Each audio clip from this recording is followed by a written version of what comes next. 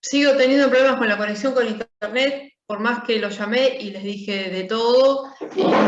Bueno, nada, creo que ya estuve averiguando, voy a ver si Perdón, no sé si Decime. quizás le conviene apagar la cámara para que no Sí, sé si tiene que ver o puede no, pero ser, quizás sí.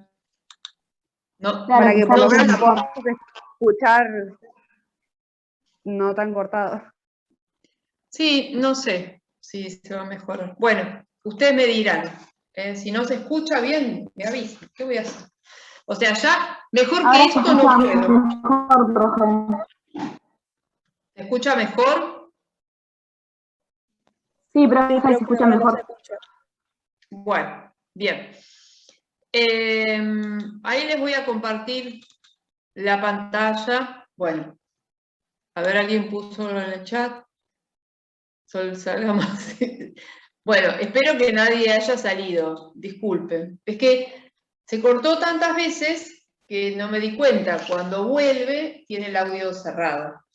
Bueno, vamos a intentar dar la clase. Estos son, lamentablemente, los problemas de la pandemia, los problemas de la tecnología. Después vamos a hablar un poco más adelante de por qué pasan estas cosas, pero bueno, no me quiero adelantar. Vamos a empezar hablando hoy del tema de hardware. Seguro que la semana pasada les dije, lo que estamos viendo hay que estudiarlo principalmente de lo que vemos en la clase, del material de PowerPoint, y en la bibliografía hay muy poquito que va a acompañar lo que vimos. Sí, en la bibliografía pueden reforzar lo que tiene que ver con las medidas de capacidad, con los sistemas de codificación de caracteres. Ahora, de ahora en adelante, todo lo que vamos a ver, sí hay que recurrir a la bibliografía para complementar lo que vamos viendo en clase. Pero solamente, en el parcial, solamente les voy a tomar los temas que sí se ven en clase. ¿Sí? Por ejemplo, por decirles algo, hay una parte que habla de los monitores. Como yo no voy a hablar de los monitores, eso no lo voy a tomar. ¿Sí? Bien. Vamos entonces a empezar a hablar del hardware. El hardware de una computadora tiene básicamente 4 unidades funcionales, es decir, aquellos elementos fundamentales que sirven para el funcionamiento de lo que vamos a llamar en general un sistema informático. Es decir, si yo digo un sistema informático, me estoy refiriendo a cualquier conjunto de elementos que juntos permiten el procesamiento de la información. Puede ser una computadora, como la conocemos, puede ser una tablet, puede ser el teléfono celular, puede ser la caja registradora del supermercado, el cajero automático del banco, todos esos entran dentro de lo que yo voy a llamar un sistema informático. Bien, este sistema informático tiene como partes fundamentales lo que vamos a llamar la CPU. Después viene la memoria primaria. Dentro de la memoria primaria, lo más elemental, lo más importante es esta memoria que vamos a llamar memoria RAM. Y luego tenemos un conjunto de unidades que permiten la entrada o la salida de información, y a veces algunas de estas unidades permiten ambas cosas, la entrada y la salida. Y todos estos elementos van a estar conectados a través de un conjunto de circuitos, de líneas de conexión que vamos a denominar bus. Hay otros elementos dentro del sistema informático, pero que desde el punto de vista de la funcionalidad no son fundamentales, por eso no nos vamos a detener en ellos. Vamos a empezar hablando de la CPU. Acá, la primera aclaración que hay que hacer es que esta caja que popularmente solemos conocer como CPU, en realidad no es la CPU. Eso es un gabinete. Dentro de ese gabinete hay muchos elementos, el más importante es el que vamos a llamar CPU, o como dice acá, CPU viene de Central Process Unit, que sería Unidad Central de Procesamiento. Esta unidad Perdón, central de profe, procesamiento... lo escuché entrecortado. bueno, o sea, la verdad... ¿Podría repetirlo, por favor? Sí, sí. Bien. ¿Cómo? Esta vez la escuchamos bien.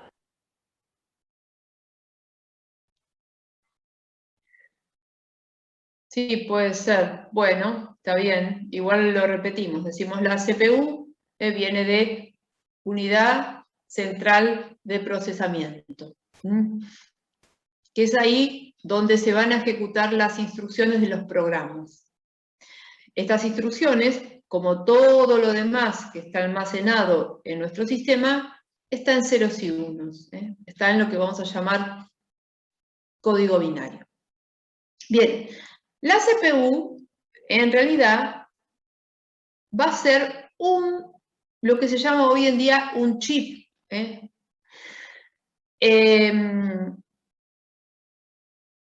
Que podemos, esta por ejemplo es una foto de un chip, un poquito antiguo ya, pero si nosotros vemos este chip, el tamaño de este chip, dos de estos entrarían holgadamente en la palma de mi mano. Ahora, ¿por qué a este se le llama CPU?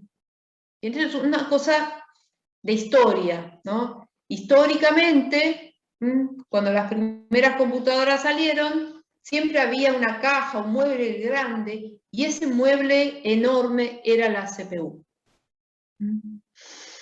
A lo largo de los años, la CPU se fue achicando, achicando, tanto que por la década del 70, todos los componentes de una CPU se pudieron poner dentro de lo que se llama un circuito integrado. A eso se lo llamó microprocesador. A ver. Microprocesador.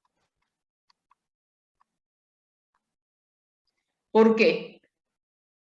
Procesador, perdón. ¿Sí? ¿Por qué? Porque era lo que iba a procesar las instrucciones, pero como se había transformado en algo tan pequeño, se les decía microprocesador. Pero hoy estamos hablando de los años 70, pasaron 50 años. En algún momento, en todos estos años, nos aburrimos de llamarle microprocesador porque ya era evidente que era un microprocesador y muchos comenzaron a llamarle directamente procesador.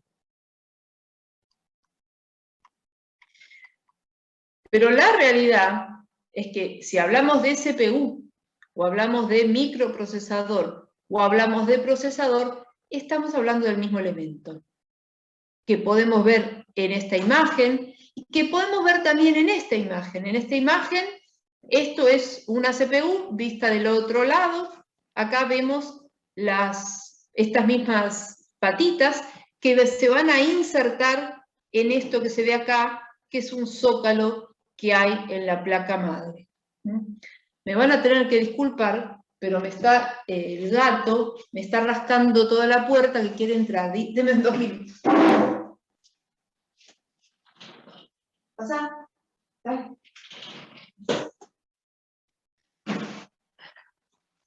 Bueno, eso me pasa por tener que dar clase en esta parte de la casa, si no seguiría llorando tranquilo. Bueno, les decía, esto que yo estoy viendo acá es una parte de una placa madre o motherboard, que es una placa que suelen tener la mayoría de los sistemas informáticos, a la cual se conectan el resto de los elementos. O sea, la función de la placa básicamente es permitir la interconexión del resto de los elementos. Por eso no nos vamos a detener a hablar de la placa madre. Solo vamos a hablar de la CPU, que es lo más importante. Ahora, para vamos a ver que la CPU tiene dos elementos fundamentales, por lo menos dos que vamos a ver. Hay otros, pero solo vamos a detenernos en estos dos. El primero, que les voy a nombrar, es esta que se llama la unidad aritmético-lógica. La unidad aritmético-lógica, como lo dice su nombre, realiza operaciones aritméticas. ¿Cuáles son? La suma, la resta, la multiplicación y la división. Las cuatro operaciones básicas de la aritmética, eso es lo que hace la unidad aritmética. Y la parte lógica de este dispositivo es lo que hace es realizar comparaciones, ¿no? Por ejemplo, pregunta, no sé, ¿esto es mayor a esto? Y lo único que hace es decirle sí o no. O esto es igual a esto, dice sí o no. Si alguna vez alguno trabajó, por ejemplo, en el Excel, con funciones como, qué sé yo, contar sí, sumar sí, o la función sí, estas funciones tienen comparaciones. Se pregunta si una celda es mayor a otra, si es menor a otra. Bien, de esto se ocupa la unidad aritmético-lógica. O sea, operaciones matemáticas, comparaciones. ¿Y qué va a ser la unidad de control? Bueno, la unidad de control es el elemento más importante que está dentro de la CPU y que, como dice su nombre, va a controlar todo. Ahora, ¿qué es lo que va a controlar? Bueno, vamos a mirar un segundo la siguiente diapositiva. Resulta que la CPU, lo único que hace es ejecutar instrucciones. Estas instrucciones son las instrucciones de las que están formados los programas. Nosotros podríamos imaginarnos que un programa de computadora es algo parecido a una receta de cocina. Seguramente muchos de ustedes habrán, aunque sea leído, no les digo haberla hecho, pero leído una receta de cocina, ¿sí? ¿Qué elementos tiene una receta de cocina?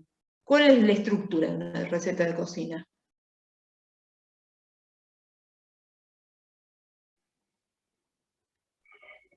Ingredientes, cantidades. Por ejemplo, en los ingredientes, dice, no sé, que yo harina, tanto, azúcar, ¿no? Los ingredientes. Y después de los ingredientes, ¿qué suelen venir?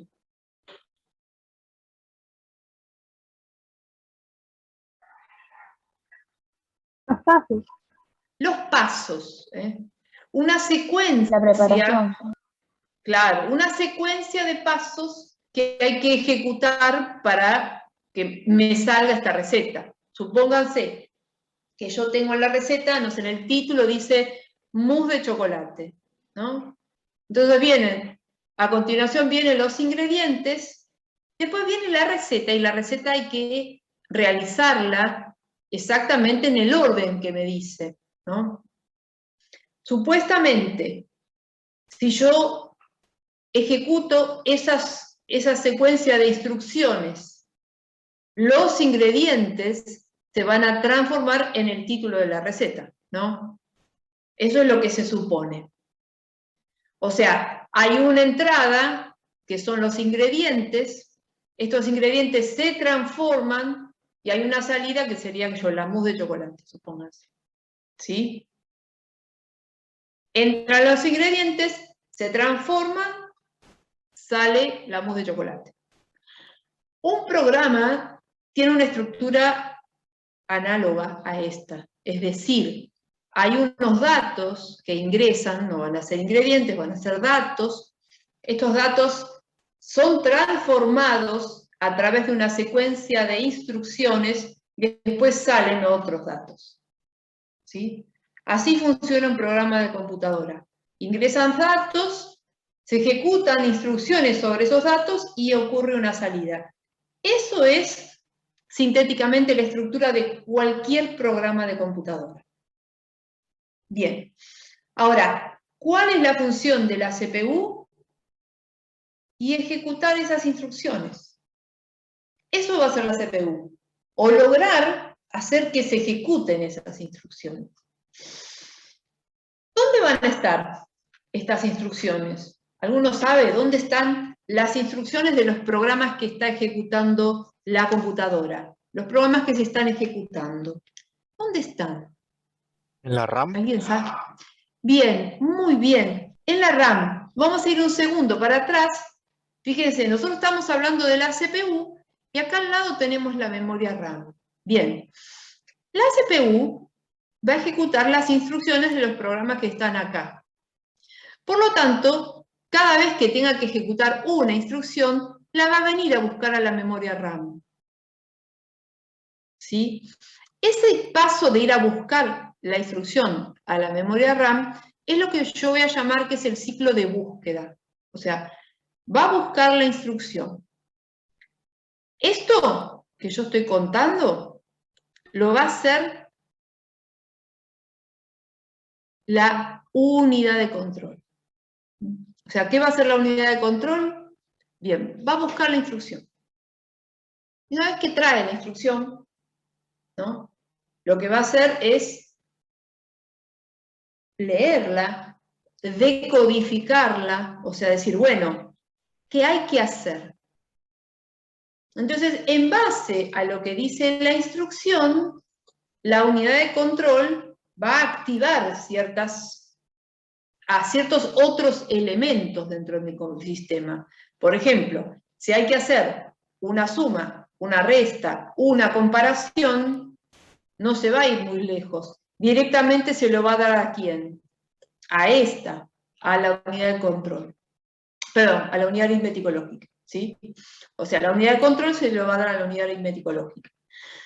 Bien, pero si hay que hacer otro tipo de instrucción, no sé, ir a leer un dato al disco rígido o imprimir algo en la impresora, todas esas cosas que sabemos que ocurren en la computadora, bien, la unidad de control en realidad no las hace ella, le pasa el trabajo a otros elementos que hay dentro de mi sistema, digamos, de menor jerarquía.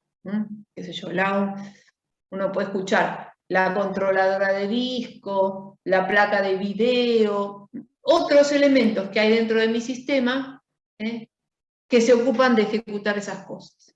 O sea, básicamente la unidad de control lo que hace es mandar, trae la instrucción, se fija qué hay que hacer y en base a lo que hay que hacer, reparte el trabajo. Y a continuación, ¿qué hace? Va a buscar la siguiente instrucción, se fija qué hay que hacer, reparte trabajo. Busca, decodifica, ejecuta. Busca, decodifica, ejecuta. Eso es lo que hace la CPU todo el tiempo. Lo único que hace. Bien, ahora, esto lo hace al ritmo de un elemento que se llama reloj. El reloj va a ser parte de la unidad de control. Y no es en realidad un reloj, sino que es como si fuera un marcapasos. Es decir, que le va marcando el ritmo, ¿sí? O como si fuera una canción. Vieron que una canción tiene un pulso, ¿no? O un marcapasos, esos que se usan para el corazón también. Va marcando un pulso. Cada vez que ocurre un pulso, arranca este ciclo. O sea, pulso, busca, decodifica, ejecuta. Pulso, busca, o sea, esto arranca cada vez que ocurre un pulso. Bien, ¿por qué les cuento todo esto? Porque este es un elemento importante para entender algunas cosas que es bueno saber el día que uno va a comprar algún aparato electrónico que tenga una CPU, que tenga un microprocesador o procesador, como le quieran llamar. Este reloj, la velocidad a la que trabaja, se llama Hertz. Es decir, es una escala de frecuencia. Frecuencia es cada cuánto tiempo ocurre. La frecuencia más elemental es lo que se llama un Hertz, que se abrevia así, Hz, y eso es un ciclo por segundo. Es decir, si yo tuviera una CPU cuyo reloj trabaja a 1 Hz, ejecutaría una instrucción por segundo. Si trabajara a 1 kHz, serían 1000 ciclos por segundo. A 1 MHz sería 1.000.000 de ciclos por segundo. Ahora, hoy en día, la mayoría de los procesadores trabajan en gigahertz. Es decir, miles de millones de ciclos por segundo. Por Profe, ejemplo, sí, decime. esto sería que cuanto más hertz tenga, es más rápida sería la computadora. O sea, es más rápida la CPU. Porque para que la computadora sea más rápida, hay que ver varias cosas. Pero esto es una de esas cosas importantes, ¿sí? Porque la CPU es como el motor, ¿sí? Si fuéramos a comprar un auto, y el motor es algo importante a tener en cuenta, ¿no? Bueno, acá quizá hasta más importante le diría que el motor de un auto es la CPU dentro de una computadora. Porque sí, cuanto más ciclos por segundo tenga, a mayor velocidad va a ejecutar las instrucciones. Y obviamente, si ejecuta las instrucciones más rápido, todo va a andar más rápido. Bien, por ejemplo, este procesador que yo estoy usando ahora en esta computadora, si no me equivoco, tiene 2,3 GHz. Fíjense, porque esto es algo que uno suele encontrar. Después vayan y miren, ¿no? Busquen, por ejemplo, las especificaciones de una computadora o de un teléfono celular. Y van a ver que dice procesador, no sé, el que sea, y dice de tantos núcleos, que ahora vamos a ver qué es, y dice, no sé, 1,4 GHz, 2,3 GHz. Bien, eso es un elemento importante. Entonces, como sí preguntaba la compañera recién, bueno, cuanto más rápido funciona el reloj, significa que la CPU puede trabajar más rápido. Bien, pero hay otro elemento hoy en día para tener en cuenta. Vieron que yo les conté que acá, que la CPU, que era enorme, se fue achicando hasta poder poner todo en un chip. Pero eso fue hace 50 años. Bien. Esto se siguió achicando, y achicando y achicando, siguiendo una ley que seguramente, ahora les voy a contar un poquito, una ley que se llama la ley de Moore. Bueno, estos componentes a lo largo de los años se han ido achicando tanto que en un momento dado se logró poner adentro de un chip lo que se llaman varios núcleos. Acá, por ejemplo, esta imagen que encontré acá tiene 4 núcleos. Y alguno dirá, bueno, ¿y qué es un núcleo? Bueno, simplificando un poco, podríamos decir que un núcleo es como si adentro de ese chip, en lugar de haber los componentes de una CPU, hubiera de 4. Es decir, que antes, cuando teníamos una sola CPU, se podía ejecutar una sola instrucción por vez. Bueno, si yo tengo más núcleos, esto va a permitir que simultáneamente se puedan ejecutar realmente, en paralelo, se puedan ejecutar varias instrucciones. Y esto va a ser, también es un elemento a tener en cuenta, porque cuantos más núcleos tenga mi procesador, eso me da la posibilidad de que mi sistema funcione más rápidamente. Hoy en día hay procesadores de 2, 4, 6, 8, 10, o esta foto que encontré acá, estos procesadores tienen 14, 16, 18 núcleos. Una cosa increíble. Bien. Igual estos son hoy en día carísimos. Este tipo de procesadores, por ejemplo, se utilizan en servidores o algunas personas que se autodenominan gamers y solo se dedican a jugar a los jueguitos y subir videos de YouTube y demás, a lo mejor tienen procesadores de esa naturaleza. Para una computadora Profe, personal, para renderizar también. ¿A qué te referís, Matías?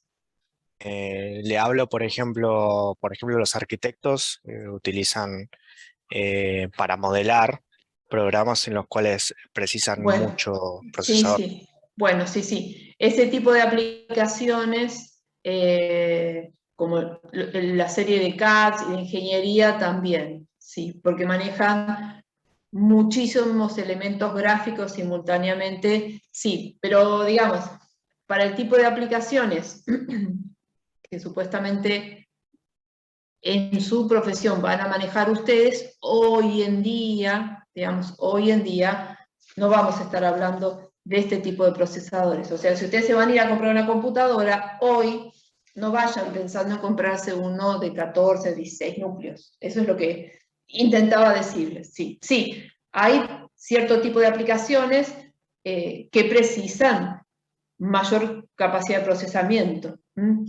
El otro día vieron que hablábamos de que las imágenes ocupaban mucho espacio, ¿no? Son archivos muy grandes. Bueno, para procesar eso también hace falta que la CPU sea muy potente. Por ejemplo, gente que a lo mejor hace transmisión de video en tiempo real, para ese tipo de cosas también hace falta a lo mejor procesadores muy potentes. Yo les contaba lo de los juegos, porque los juegos de computadora son una de esas cosas que exigen muchísimo a los procesadores, exigen muchísimo a una computadora. Yo recuerdo que yo tenía una computadora y solamente cuando calentaba, que me sonaba una alarma que tenía, cuando jugaba un jueguito de computadora. Si no, nunca jamás me sonaba con eso. ¿Por qué? Porque toda la parte que tiene que ver con el despliegue gráfico y sonoro requiere mucha capacidad de procesamiento. Pero bueno, esas son cosas que hay que evaluar, habrá que evaluar. Yo siempre digo que uno tiene que ver qué es lo que necesita y a partir de ahí, de lo que necesita, también tiene que ver cuál es su presupuesto y en base a ahí evaluar. ¿Por qué? Porque en el mercado estos elementos todo el tiempo van evolucionando. Entonces, no me puedo comprar, no sé, supongamos que hoy yo me pudiera comprar una computadora que tiene un procesador de, no sé, 8 núcleos. Pero digo, no, va a ser mejor si me compro uno de 10 y a lo mejor estoy gastando mucho más dinero y posiblemente ni lo use. Posiblemente para cuando precise un procesador de 10, ya el resto de la computadora va a ser viejo. Esas son cosas que hay que evaluar. Yo lo que quiero es que ustedes entiendan que están estos elementos. Y en el momento de evaluar, de comprar una computadora o de aconsejar sobre una computadora, bueno, estos son elementos que hay que tener en cuenta. Y si uno no la tiene muy claro, bueno, hay que preguntarle a un especialista, no al que me la vende, ¿no? Alguien que sepa en ese momento ese estado de la informática, de la tecnología, bueno, hoy qué me conviene comprar. Bien. Ahora, esto que yo les estoy contando ha ido evolucionando muchísimo. Les iba a contar un poco de esta, que es la ley de Moore. Moore es un señor que trabajó desde los comienzos en la firma Intel, que es hoy en día una de las dos firmas más importantes que hacen procesadores para computadoras. La otra firma es AMD. Estas son dos firmas que hacen procesadores para computadoras personales. Bueno, este señor trabajaba allá por sus inicios en el año 71, cuando salió el Intel 4004, y él dijo por entonces que cada 2 años se iba a duplicar la capacidad de procesamiento de los procesadores, que iba a bajar el costo, que iba a bajar los requerimientos energéticos. De tal modo que imagínense, por decir algo, que en el año 71, un procesador, no sé, digamos que ejecutara, hago una cosa para hacer una cuenta fácil nada más, supónganse que ejecutara 1000 instrucciones por segundo, a los 2 años iba, o sea, en el año 73 iba a ejecutar 2000, pero 2 años después, en el año 75, iba a ejecutar 4000, y después en el año 77 iba a ejecutar 8000, y en el 79 16000.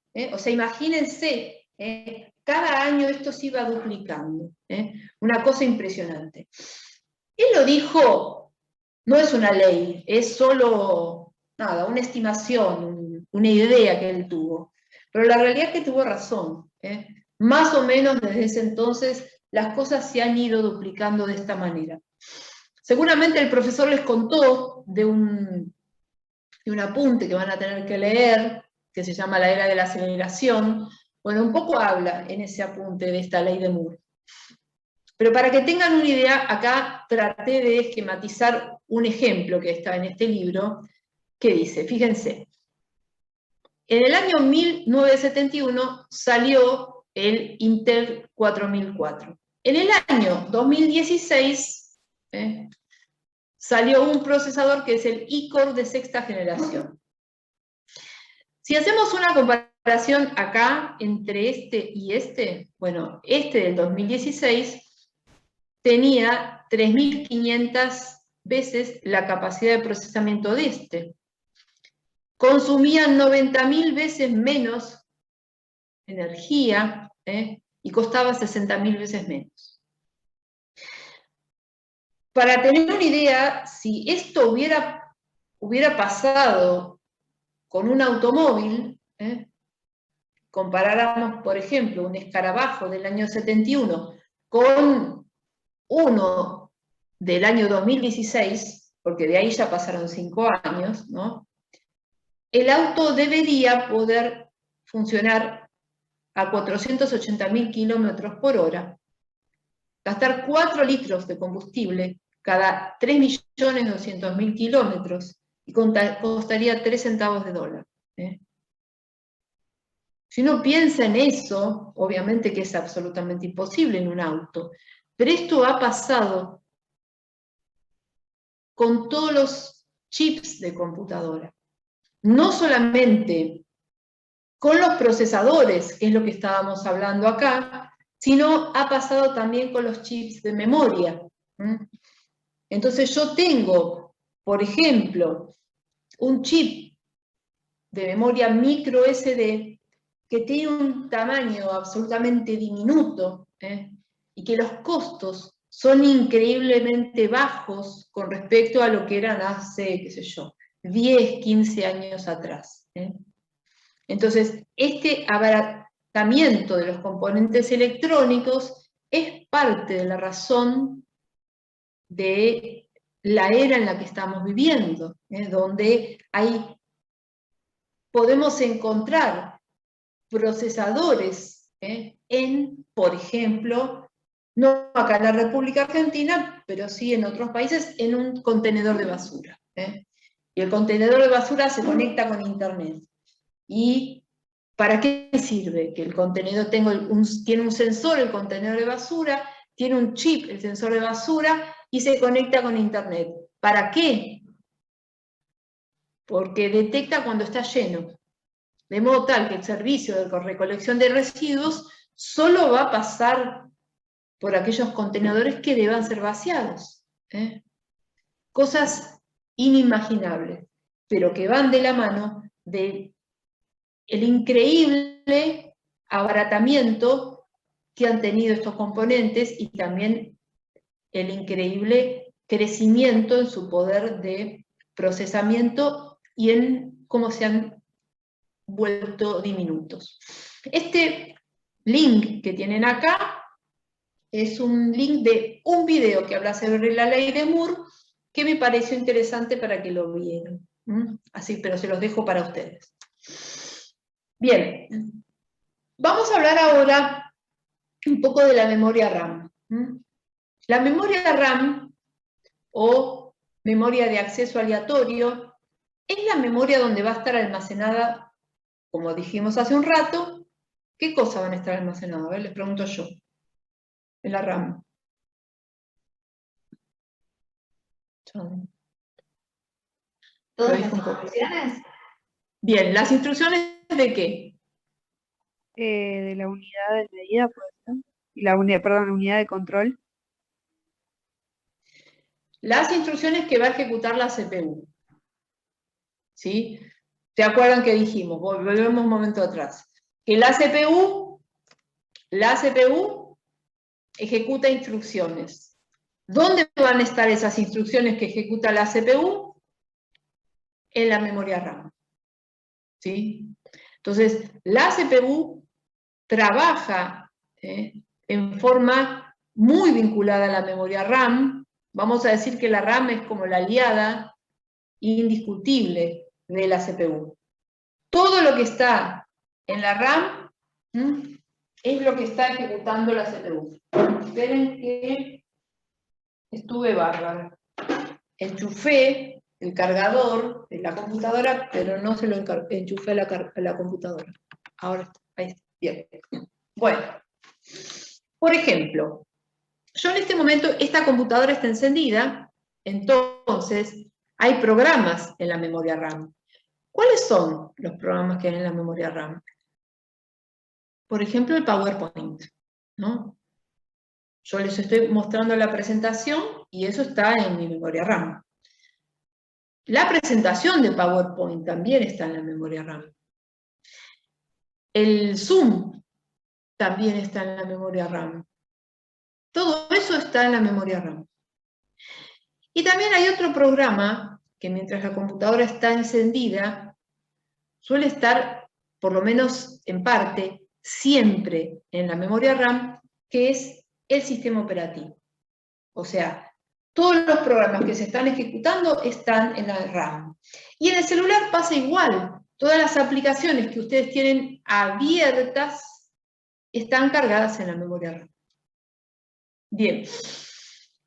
Esta memoria, como tiene que acompañar a la CPU, que recién dijimos que ejecuta miles de millones de instrucciones en un segundo, tiene que ser una memoria muy rápida. Por eso funciona solamente con electricidad. Lo que va a circular, estas placas que tienen esta parte acá dorada, eso se inserta en la placa madre. Bueno, estas placas funcionan solamente con electricidad. Cuando la electricidad o el suministro eléctrico se corta, el contenido de la RAM se borra. Por eso se dice que es una memoria volátil. Porque la información que está en la RAM desaparece con mucha facilidad. ¿Sí? Es volátil. Bien.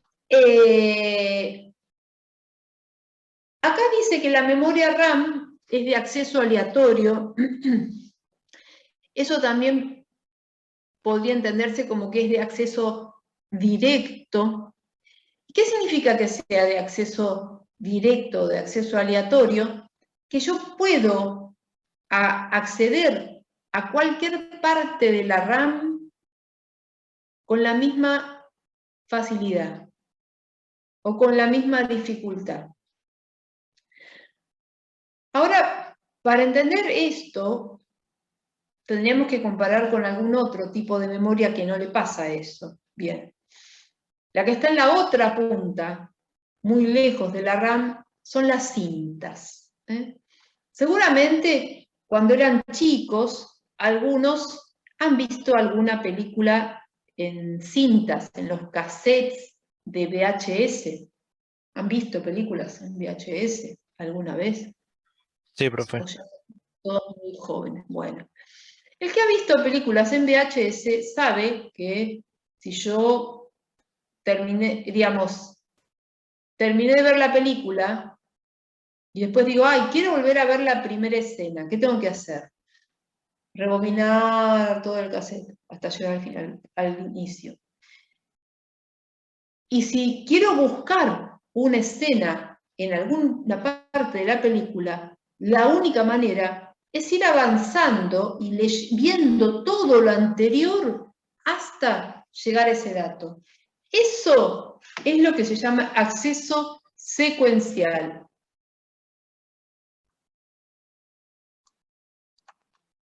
¿Sí? Eso, como método de acceso, es muy lento. Ni hablar de que las cintas tienen un motor y que hay que hacer girar la cinta. Bien, la RAM funciona con electricidad, o sea, trabaja a la velocidad de la electricidad, o cercana a esta, y se puede acceder a cualquier posición de la RAM con la misma rapidez. Hoy, una memoria RAM, y por ejemplo, esta computadora que estoy usando tiene 8 gigabytes. Y si ustedes se acuerdan, ¿cuántos bytes eran un giga? ¿Se acuerdan que les dije que había que aprenderse eso, no? ¿Cuántos bytes eran un giga? Si no, vayan y miren. No. ¿1 millón era? Ah, byte, 1.000.000. Yo tenía primero el kilobyte, que eran 1000. Después tenía el megabyte, que era 1.000.000. Y después tenía el gigabyte, que van a ser 1000 millones. Entonces, esta memoria tiene 8.000 millones de bytes. Como tiene acceso aleatorio, puede acceder directamente a cualquier posición y va a tardar lo mismo. No hay diferencia. Por eso esta memoria es la aliada indiscutible de la CPU. Pero como se borra, si yo quiero algo que esté en la RAM, que permanezca, lo tengo que guardar en otra memoria, en algo de lo que vamos a llamar las memorias secundarias. Esta es la memoria principal. Las memorias secundarias, ¿qué van a ser? El disco rígido, un pendrive, un disco óptico, las cintas, todas esas van a ser memorias secundarias. Van a ser memorias donde la información se va a guardar y no se va a borrar. En la RAM se borra. Por ejemplo, esto que yo anoté acá, que dice secuencial, todo esto que está acá, si yo ahora en este momento apago la computadora, esto se borra, no lo voy a poder recuperar. ¿Sí? Si yo estoy escribiendo, no sé, haciendo un documento de Word en una computadora de escritorio y se corta la luz, la electricidad, normalmente lo que ocurre es que yo el documento lo pierdo. Para subsanar eso, algunas aplicaciones como el Word, sin que yo lo haga, me va guardando en el disco rígido, por las dudas. Como los usuarios somos distraídos, despistados, por las dudas me va guardando. Pero eso lo hace el Word, por ejemplo. Pero otros programas no. ¿Sí? Todo lo que yo quiero que quede almacenado, hay que guardarlo en otra memoria. Ahora, la RAM, la cantidad de memoria RAM que va a tener un sistema, también va a ser un condicionante de la velocidad a la que va a funcionar mi sistema. Digamos, en cualquier computadora hay básicamente dos tipos de, vamos a decir entre comillas, memoria. La memoria principal, que es la RAM, y la memoria secundaria, que en una computadora es el disco rígido, normalmente, y en un teléfono celular, por ejemplo, es la memoria interna. Ahora, por ejemplo, esperen que voy a borrar esto porque si no confundo.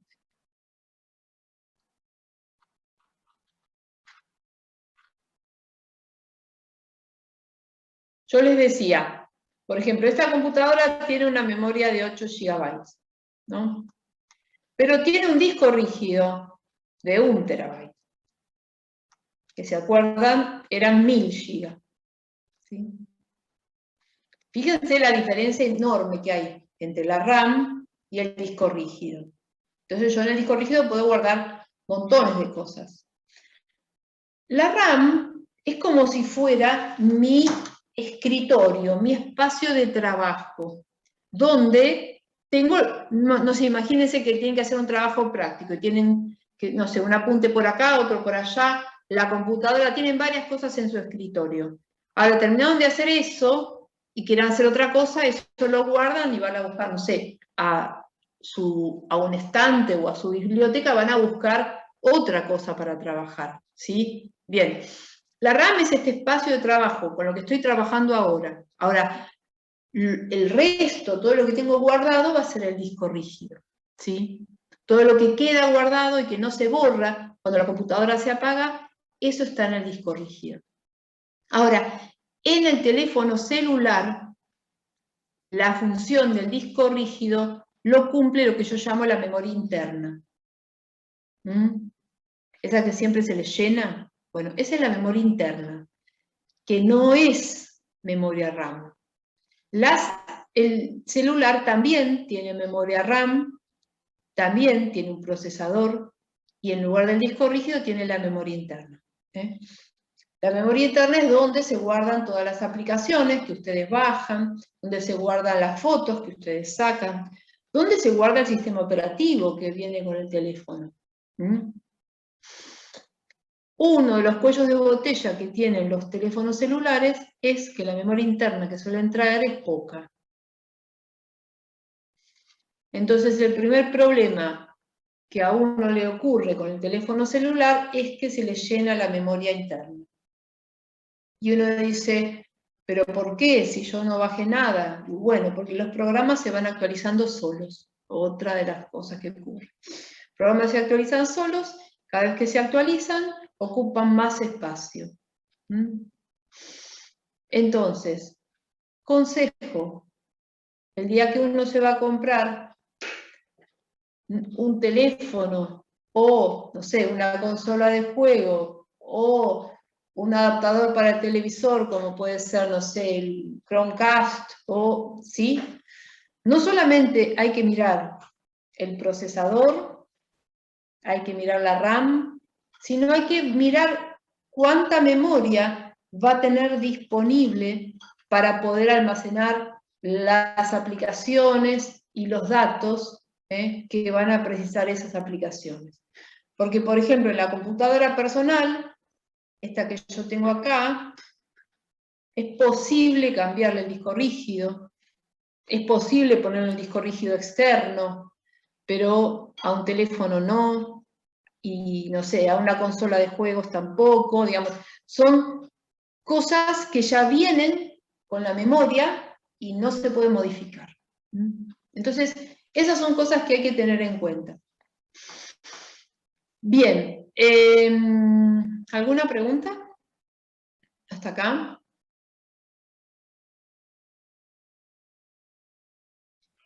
Por mi parte, no.